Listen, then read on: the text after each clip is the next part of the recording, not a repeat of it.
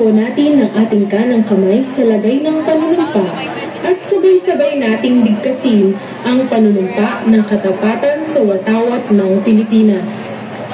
Ako ay Pilipino, buong katapatang nanunumpa sa watawat ng Pilipinas at sa bansang kanyang sinasagisag na may dangal, katarungan at kalayaan na pinakikilos ng sambayanang makadiyos, makatao, makakalikasan at makabansa.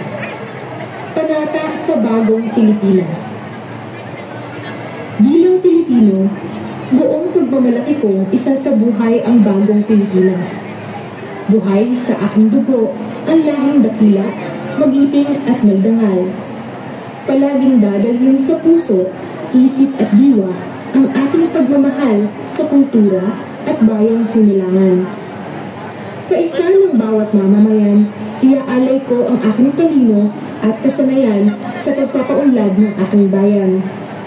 Taglay ang galing na naaayon sa mga pandaigdigang pamantayan. Magiging instrumento ako sa pagsulong ng kagalingan, karunungan at kapayapaan. Makikiisa at makikilahok ako sa mga adhikain ng pamahalaan dahil ang kaunlaran ay hindi lamang responsibilidad ng ilan.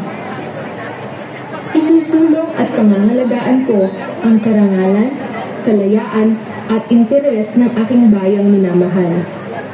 Bilang Pilipino na may pagmamahal, pakialam at malasakit, hindi makasarili kundi para sa mas nakakarami. Tatahakin ko ang landas tungo sa isang bagong Pilipinas.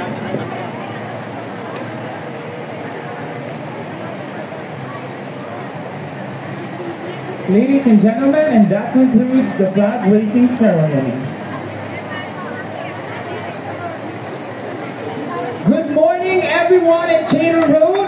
First and foremost, I would like to greet you all. Ni hao.